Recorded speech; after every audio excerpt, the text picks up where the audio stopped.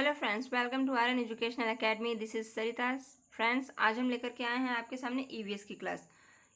जैसा कि फ्रेंड्स आप जानते हैं, हम प्रिपरेशन कराते हैं सीटेट की। तो सीटेट में आपने पढ़ा, पिछले वीडियोस में आपने देखा होगा, मैं एक प्रैक्टिस सेट करा रही हूँ। फ्रेंड्स, प्रैक्टिस सेट आपको करना बहुत ही ज़्यादा इंपॉर्टेंट है। 150 के क्वेश्चन होते हैं। तो आपने पिछले वीडियोज़ में आप देखे होंगे, सीडीपी पूरी 30 क्वेश्चन कराई जा चुकी है। उसके बाद हिंदी कराई जा चुकी है। अब हम आपको ईवीएस कराते हैं, फिर मैथ कराएंगे और उसके बाद संस्कृत। तो इस तरीके से आपका पूरा एक प्रैक्टिस सेट पूरा हो जाता है। तो फ्रेंड्स, चलिए स्टार्ट करते हैं ईवीएस के कुछ क्वेश्चन के साथ, जो कि टीचिंग एप्टीट्यूड बेस्ड होंगे और यही बहुत ज़्यादा आपको समझना ज़रूरी है, क्योंकि यही आपको एग्ज़ाम में मार्क्स दिलाते हैं। और बाकी क्वेश्चंस तो आप कर ले जाते हो, बट टीचिंग एप्टीट्यूड के क्वेश्चंस जो कि अंडरस्टैंडिंग बेस्ड होते हैं, वहाँ पे आपको प्रॉब्लम होती है। तो चलिए, आई होप मैं पूरा प्रयास करूंगी कि आपको अच्छे से समझा सकूं और आप बेहतर चार क्वेश्चन के चार ऑप्शन में से एक ऑप्शन कैसे निकाला जाए ये आप समझ पाएंगे। तो ओके फ्रेंड्स, स्टार्ट नाउ। हम देखते हैं स्क्रीन पे हमारा क्वेश्चन है 121। जैसा कि आप जानते हैं 121 से शुरू होता है। तो ये क्वेश्चन चलिए देखते हैं क्या है। एक शिक्षिका कक्षा 5 के विद्यार्थियों को भोजन के तत्व प्रकरण को पढ़ाने की योजना बनाती है। इसकी अवधारणा को स्पष्ट करने के लिए निम्नलिखित में से कौन सा प्रश्न उपयुक्त होगा। चार ऑप्शन दिए गए हैं। आपके क्वेश्चन के अकॉर्डिंग देखिए ऑप्शंस में कौन सा ऑप्शन इस क्वेश्चन के लिए बिल्कुल परफेक्ट होता है। आपकी माँ विविधतापूर्ण भोज्य पदार्थों वाला भोजन क्यों देती है। यहाँ पे पूछा जा रहा है कि भोजन के तत्व मतलब प्रकरण मीन्स लेसन, एक पाठ है जो कि जिसका नाम है भोजन के तत्व। तो 5 का क्लास है, 5 का बच्चा है, उसे ये एहसास दिलाना है चार ऑप्शन में से कि बच्चा बता सके, जिसके बारे में ज़्यादा से ज़्यादा जान सके, कि भोजन के तत्व जो प्रकरण है उसकी पुष्टि हो सके। बच्चा भोजन के तत्व प्रकरण है इसलिए कि भोजन के तत्व में आप क्या कुछ है भोजन में, उसका तत्व क्या होता है, उसे क्या मिलता है, ये सब कुछ बच्चा जान सके। तो कौन सा ऑप्शन होगा जिससे जान सकेगा। तो पहला ऑप्शन में है विविधता पूर्व भोज्य पदार्थों। देखिए फ्रेंड्स, यहाँ पे विविधता पूर्ण भोज्य पदार्थ मतलब कई प्रकार के भोज्य पदार्थों वाला भोजन है और उसकी माँ ऐसा देती है। तो क्यों देती है, ये जो क्यों का प्रश्न आया, ये क्यों का प्रश्न बच्चे को बहुत कुछ सोचने के लिए उत्सुक करेगा। बच्चा सोचेगा कि विविधता पूर्व भोजन मतलब इन अलग अलग प्रकार के भोजनों में अलग अलग प्रकार के पोषक तत्व मिलेंगे, जिससे भोजन के तत्व प्रकरण पूरी तरीके से पुष्टि हो पाएगा, तो बच्चा समझ पाएगा। तो ये तो बिल्कुल सही लग रहा है, लेकिन आप चारों ऑप्शन को जरूर देखेंगे। अगला ऑप्शन है, क्या आपकी माँ प्रतिदिन आपको एक ही तरह का भोजन देती है। दोस्तों, इसका जो आंसर हो सकता है हाँ और ना में हो सकता है कि हाँ एक ही तरह का देती है, या नहीं एक ही तरह का नहीं देती है, कभी कभी चेंज करके देती हैं। तो अगला, क्या आपको भोजन में भिंडी अवश्य खानी चाहिए।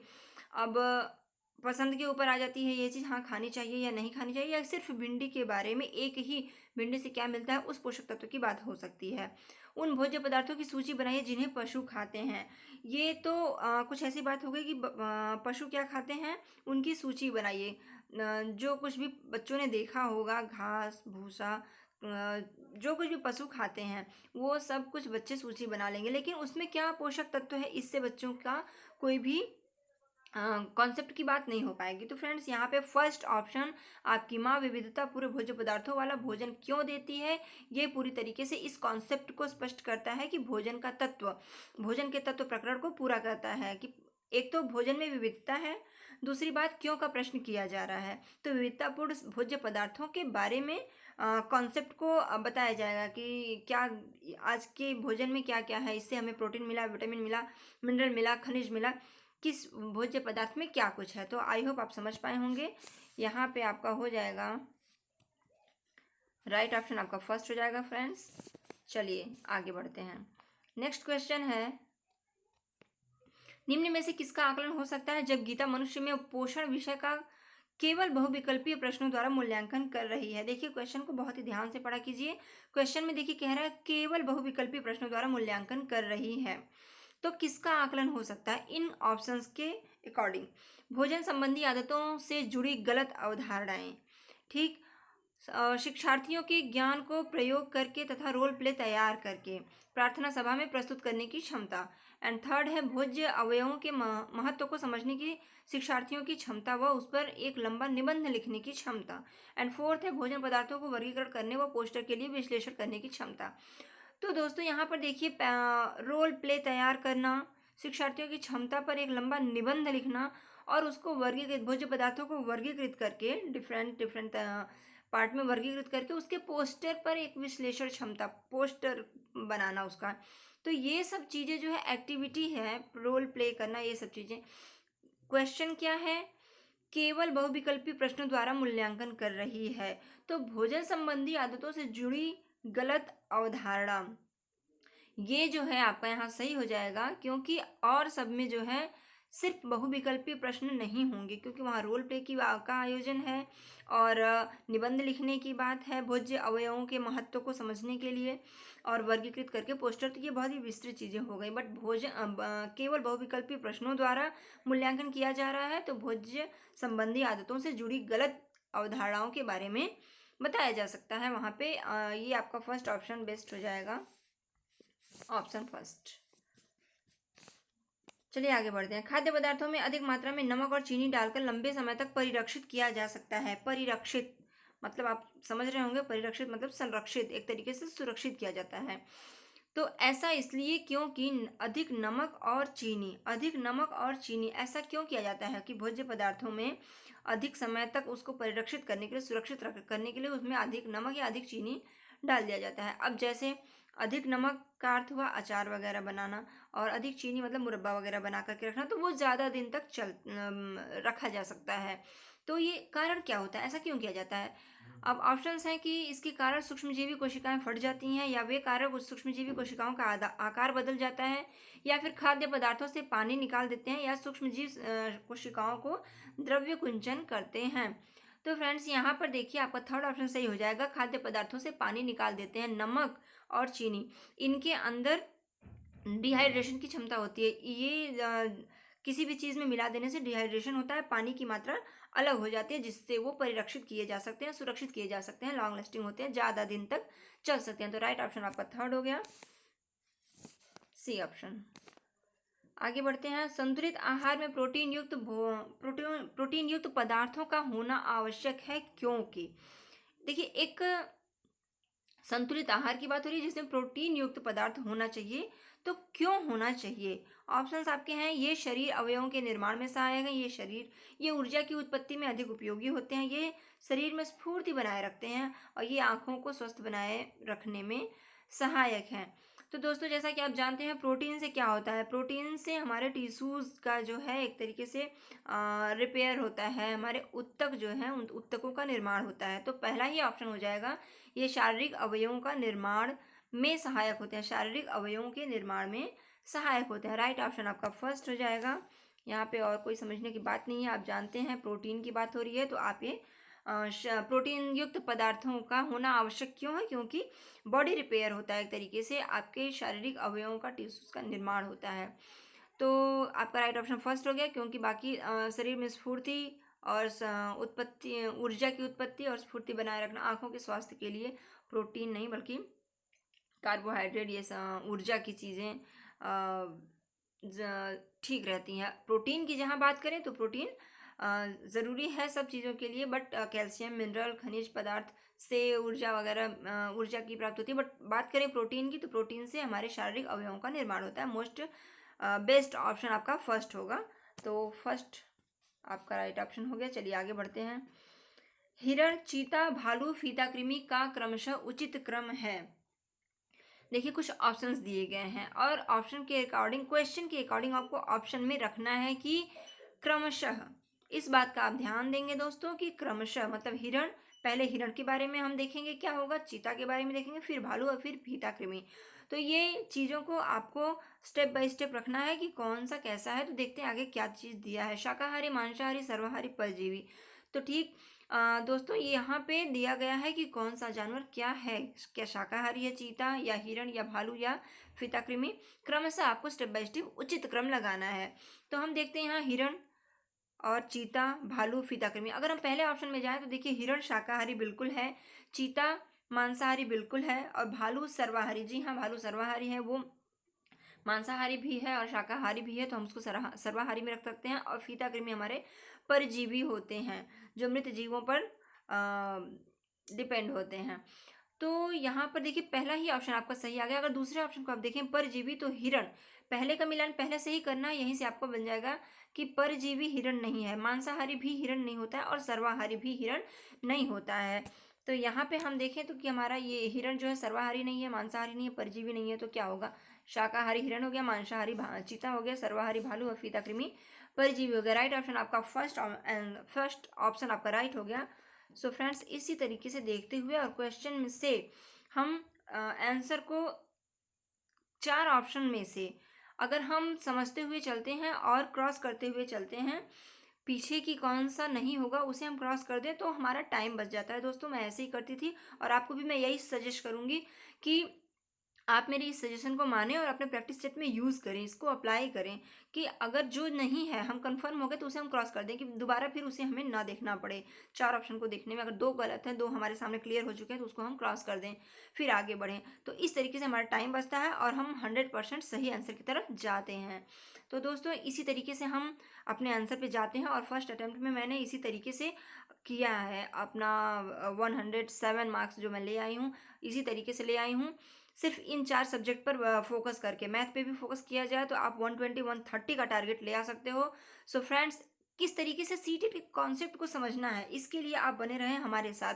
सो फ्रेंड्स, अभी तुरंत कीजिए आर्यन एजुकेशनल एकेडमी को, हमारे चैनल को सब्सक्राइब कर लीजिए और बेल आइकन को जरूर प्रेस कर दीजिए। आपको डेली रोजाना के नोटिफिकेशंस मिलते रहेंगे और हम डेली आपको वीडियो प्रोवाइड करते हैं, जिससे कि आपका डेली रूटीन बना रहेगा। डेली आप समझते रहोगे, रोज़ाना आपको मिलते रहेंगी वो चीज़ें वीडियो के थ्रू, जिससे कि आपका कॉन्सेप्ट बना रहेगा और आप एग्ज़ाम तक बिल्कुल 100% तैयार हो जाएंगे अपने एग्ज़ाम को क्रैक करने के लिए। सो फ्रेंड्स, तुरंत कीजिए सब्सक्राइब और चलिए आगे बढ़ते हैं।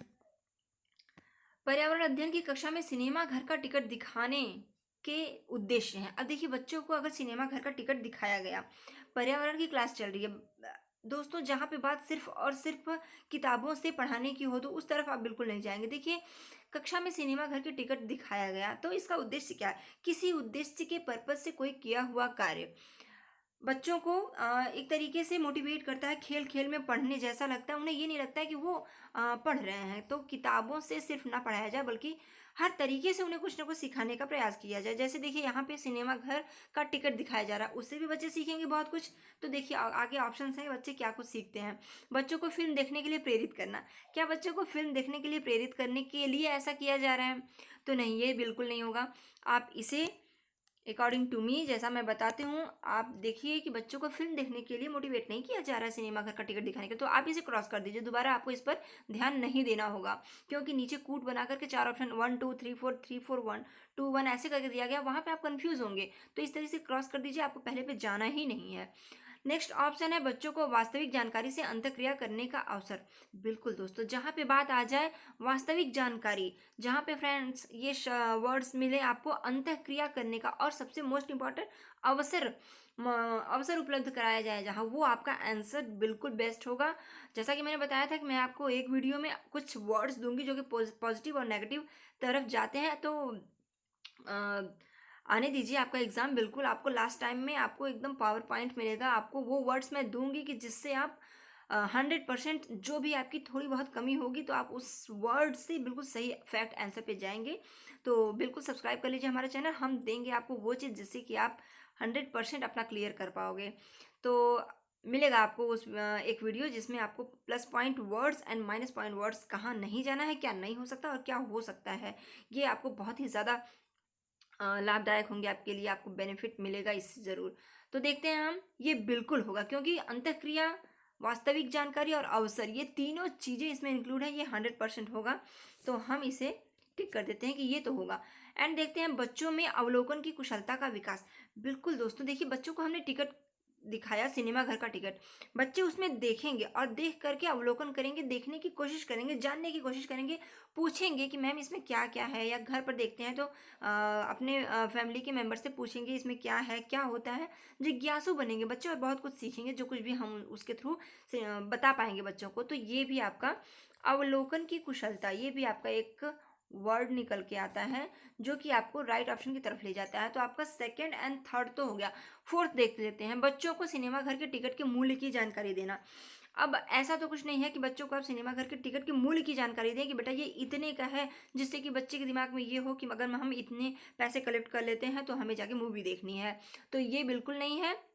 तो आपका यहाँ पे देखिए उद्देश्य जो होता है बच्चों को कुछ ना कुछ सिखाने का के पर्पज से करते हैं हम, कि नहीं बच्चे को आपको पॉजिटिव वे में ले जाना है, बच्चों को अच्छा बनाना है, बच्चों को सामाजिक बनाना है। तो आप ऐसी चीज़ों से हटेंगे, जैसे मूल्य की जानकारी देना और देखने के लिए, मूवी देखने के लिए प्रेरित करना, तो ऐसी चीज़ नहीं होंगी। तो ये तो खुद ब खुद निकल है पहली और फोर्थ। आप हो सकता है कि फोर्थ पर चले जाते, बट यहाँ जानिए कि फोर्थ भी नहीं होगा, क्योंकि इस तरीके की चीज़ें हमें नहीं सिखानी। अब हम ऑप्शन में देखते हैं, कूट बनाकर देखिए दिया गया है फर्स्ट एंड सेकेंड।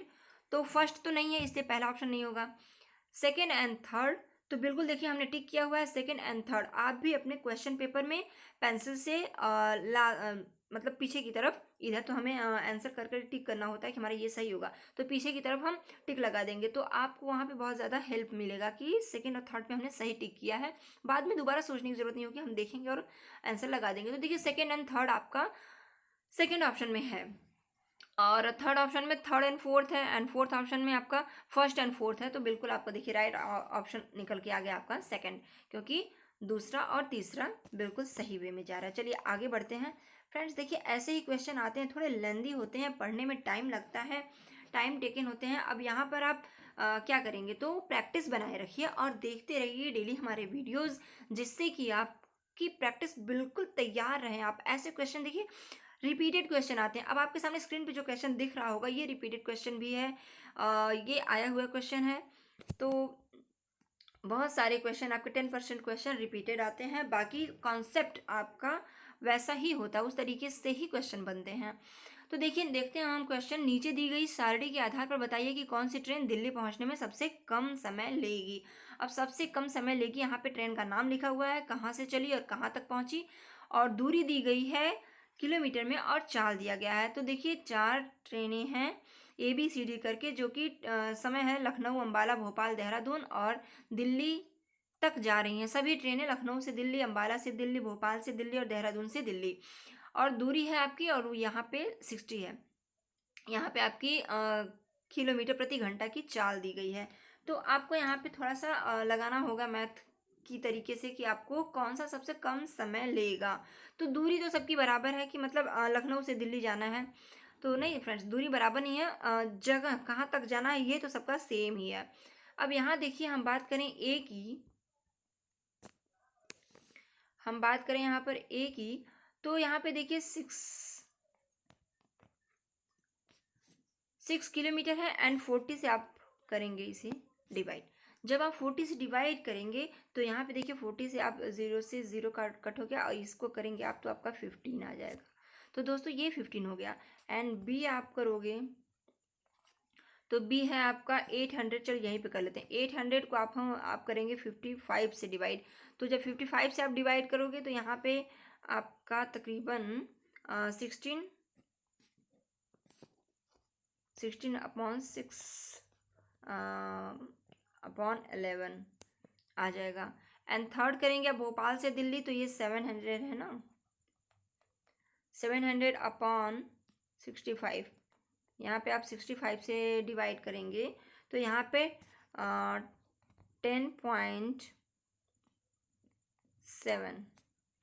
10.7 तकरीबन अबव आएगा। और 400 को आप 52 से अगर डिवाइड करते हैं, इसको हम 52 से डिवाइड करते हैं, तो यहाँ पे आपका 7.6 आ जाएगा, 7.6।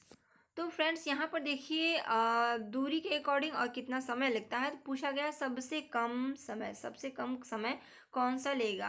तो यहाँ पे देखिए सबसे कम समय आपका 7.6 ये है, I mean fourth option D option, ये आपका देहरादून से दिल्ली जाने में सबसे कम समय लगेगा। और आप देख भी सकते हैं कि दूरी सबसे कम है, 400 किलोमीटर है। और चाल जो है सबकी एक हिसाब एक के अकॉर्डिंग, चाल सबके अकॉर्डिंग 52 किलोमीटर पर हावर की स्पीड में चल रही है।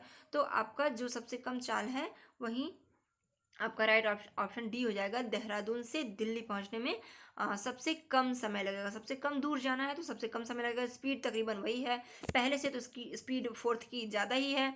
और 15 और 65 के अकॉर्डिंग जो है यहाँ पे भी आप अंदाज़ा लगा सकते हैं। 55 और 65 के अकॉर्डिंग 52 सिमिलर एक तरीके से है, बट दूरी के अकॉर्डिंग 400 किलोमीटर ही है, यहाँ पे 800 700 ऐसे है। तो आपका डी ऑप्शन राइट हो जाएगा। आप इस तरीके से भी क्रॉस करके आप देख लेंगे, और इस तरीके से भी आप अंदाज़ा भी लगा सकते हो कि नियर अबाउट वहीं आएगा।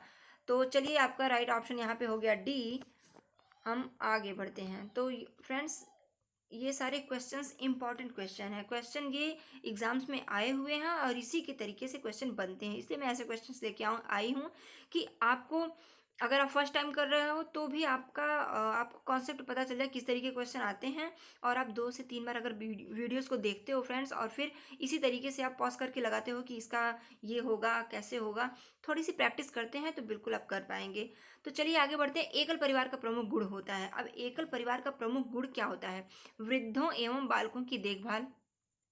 एकल परिवार होने से सबसे ज़्यादा क्या मतलब हो सकता है क्या? एकल परिवार होने पर वृद्धों एवं बालकों की देखभाल होती है ज़्यादा। बालकों का दूसरों पर आश्रित होना, बालकों में निर्णय लेने की क्षमता का विकास, और बालकों में परिवार के सदस्यों के प्रति लगाव। देखिए, यहाँ पर एकल परिवार का प्रमुख गुण, देखिए वृद्धों और बालकों की देखभाल, दूसरों पर आश्रित रहना, परिवार के सदस्यों के प्रति लगाव, ये चीज़ें जो है, जब परिवार संयुक्त तो होता है, बहुत सारे लोग होते हैं, तब होता है आपका। वृद्धों और बालकों की देखभाल वहाँ होती है जहाँ की परिवार जो है संयुक्त परिवार है। वहाँ वृद्ध होंगे, दादा दादी नाना नानी सब लोग, दादा दादी और चाचा चाची सब लोग होंगे। तो वहाँ पे ये बात बनती होती है। और दूसरों पर आश्रित वहीं पे रहता है इंसान जहाँ पे परिवार होता है। और परिवार सदस्यों के प्रति लगाव भी वहीं होता है जहाँ पे परिवार बड़े होते हैं, मतलब संयुक्त परिवार होता है। बात हो रही है एकल परिवार की, बात हो रही है यहाँ पे एकल परिवार का। तो देखिए, जब एकल परिवार है तो किसी के पास बहुत ज़्यादा किसी को देने के लिए टाइम नहीं होता है, सब लोग बिजी होते हैं। बट कुछ चीज़ें होती हैं, मतलब वहाँ पर क्या होता है कि निर्णय, किसी भी चीज़ की कोई प्रॉब्लम है उसके सोल्यूशन पे आपको जाना है, तो आपको खुद सोचना है और खुद वहाँ तक पहुँचना है। तो यहाँ पे सबसे बेस्ट आपका निर्णय लेने की क्षमता का विकास हो जाता है कि नहीं, मुझे करना है तो क्या करना है, कैसे करना है, ये मुझे खुद ही डिसाइड करना है कि कैसे करना है। तो फ्रेंड्स, यहाँ पर देखिए, निर्णय लेने की क्षमता का विकास जो है, ये आपका बेस्ट हो जाएगा ऑप्शन थर्ड। चलिए आगे बढ़ते हैं। आई होप आप समझ पाए होंगे फ्रेंड्स। जहाँ पे थोड़ा देखिए, थोड़ा समझाना हो रहा है, जहाँ पे कॉन्सेप्ट है कि नहीं उसे समझाना जरूरी है, वहाँ पे थोड़ा टाइम लगी तो क्या, बट समझना ज़्यादा जरूरी है। अंडरस्टैंडिंग बेस्ड क्वेश्चन है तो अंडरस्टैंडिंग बननी चाहिए। आपका अंडरस्टैंडिंग जो है स्किल, वो डेवलप होना चाहिए, क्योंकि वही आपका आपको मददगार साबित होगा आपके एग्जाम्स के लिए। पर्यावरण शिक्षा का मुख्य उद्देश्य है औद्योगिकरण की प्रक्रिया को मंद करना, शुद्ध पेयजल आपूर्ति, खाद्य पदार्थों के उत्पादन पर जोर, और प्राकृतिक संसाधनों को नष्ट होने से बचाना। अब पर्यावरण शिक्षा की बात हो रही है कि पर्यावरण शिक्षा का मुख्य उद्देश्य क्या हो सकता है? क्या औद्योगिकरण को मंद करना होगा? तो देखिए दोस्तों, यहाँ पे आप भी बिल्कुल आंसर पे पहुंच गए होंगे, तो मैं ज़्यादा टाइम नहीं लूंगी। प्राकृतिक संसाधनों को नष्ट होने से बचाना, ये पर्यावरण शिक्षा का मुख्य उद्देश्य होना चाहिए। बच्चों को हम पर्यावरण की शिक्षा देते हैं, क्यों देते हैं? हर किसी को पर्यावरण को बचाने की बात की जाती है कि हमारे प्राकृतिक संसाधन नष्ट ना हो, इन्हें आपको बचाना है। तो राइट ऑप्शन आपका यहाँ पे फोर्थ हो जाएगा। नेक्स्ट क्वेश्चन क्या है स्क्रीन पर देखिए। नेक्स्ट क्वेश्चन है, कक्षा शिक्षण में दृश्य सामग्री का प्रयोग करने में आप किस बात का ध्यान रखेंगे? देखिए, दृश्य सामग्री का यूज करना है आपकी क्लास में, तो आपको क्या ध्यान रखना होगा? उसे नाटकीय ढंग से प्रस्तुत करना, दृश्य सामग्री को नाटकीय ढंग से प्रस्तुत करना, वह पाठ्य विषय के अनुरूप हो, वह बच्चों को अज्ञात से ज्ञात की ओर ले जाने वाली हो, और उसके बारे में बच्चों को पहले से बता देंगे। देखिए, किसी चीज़ के बारे में पहले से बता देने से इंटरेस्ट खत्म हो जाता है कि नहीं ये चीज़ ये है। तो पहले से बता देने से बेटर है कि आप उसके बारे में कुछ कॉन्सेप्ट बनाइए और उसको आप पूरी तरीके से खोलिए नहीं, इंटरेस्ट खत्म हो जाता है। तो पहले से बता देना बिल्कुल सही नहीं होगा। और बात हो रही है यहाँ पे दृश्य सामग्री के यूज़ की, तो अज्ञात से ज्ञात की ओर ले जाने वाली बात भी नहीं है यहाँ पे।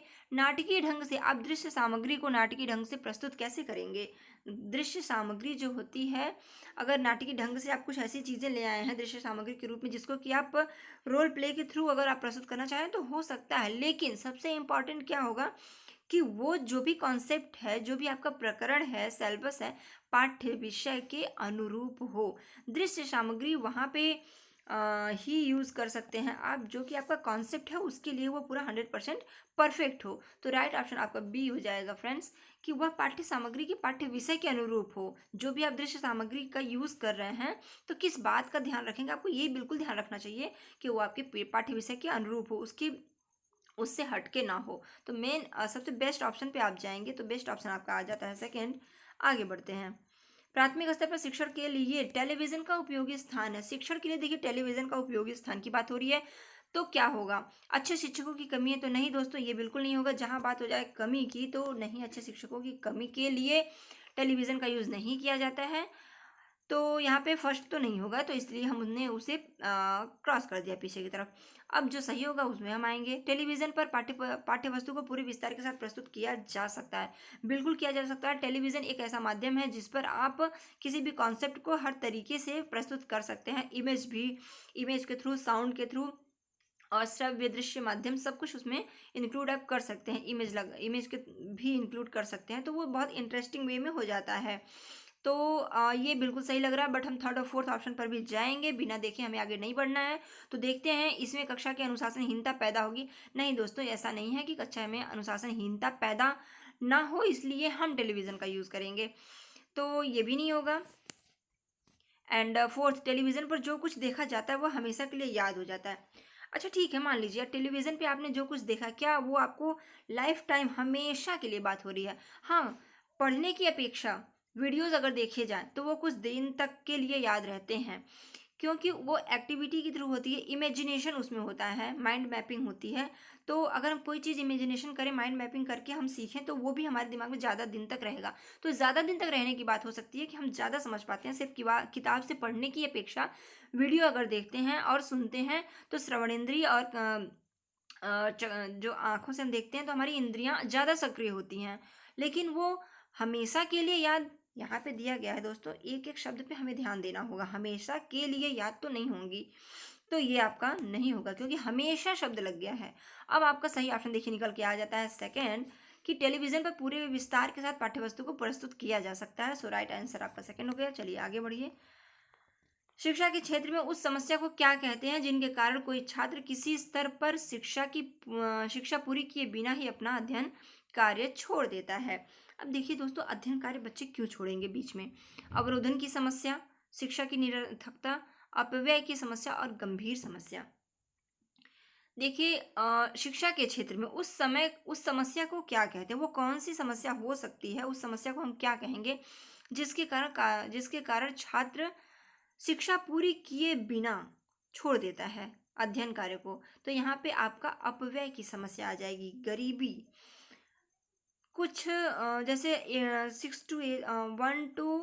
1 से लेकर 14 वर्ष के लिए 1 to 8 तक की शिक्षा जो है मुफ्त है, लेकिन आगे हमें और भी पढ़ना है तो वहाँ पे कहीं ना कहीं ये अपव्यय की समस्या, बहुत ज़्यादा अधिक खर्च होना, शिक्षा में लगना, ये समस्या कहीं ना कहीं रुकावट आकर के खड़ी हो जाती है शिक्षार्थियों के सामने। तो यहाँ पे आपका राइट ऑप्शन हो जाएगा अपव्यय की समस्या। चलिए आगे बढ़ते हैं, और बहुत ज़्यादा इसमें कुछ नहीं है देखने के लिए।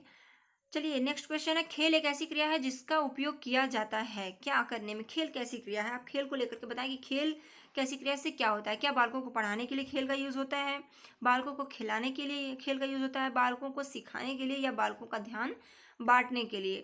देखिए चीज़ें कन्फ्यूज़ करने के लिए होती हैं। अब आप पढ़ाने, सिखाने, खिलाने और ध्यान बांटने, इन सब में कन्फ्यूज़ हो जाओगे कि खेल ऐसी प्रक्रिया है, इससे क्या होता है। अब हम बात करेंगे, देखिए खेलने से शारीरिक और मानसिक क्रियाएं जो है एक्टिव होती हैं, तो बिल्कुल ये सही है। लेकिन ऐसा कुछ इसमें दिया नहीं है कि शारीरिक क्रिया उसमें ज़्यादा एक्टिव होती है, शरीर को लाभ होता है। बात हो रही है यहाँ पे पढ़ाने, खिलाने, सिखाने और ध्यान बांटने, तो सिर्फ और सिर्फ किस चीज़ के लिए होता है, सबसे ज़्यादा बेस्ट क्या होगा इस पे आपको जाना है। क्या खेल की प्रक्रिया से आप बच्चों को पढ़ा सकते हैं? देखिए, खेल ही खेल में क्या किया जाता है, खेल खेल में बच्चों को सिखाया जाता है कुछ नया। बुक पढ़ाने का काम आप खेल खेल में नहीं करेंगे।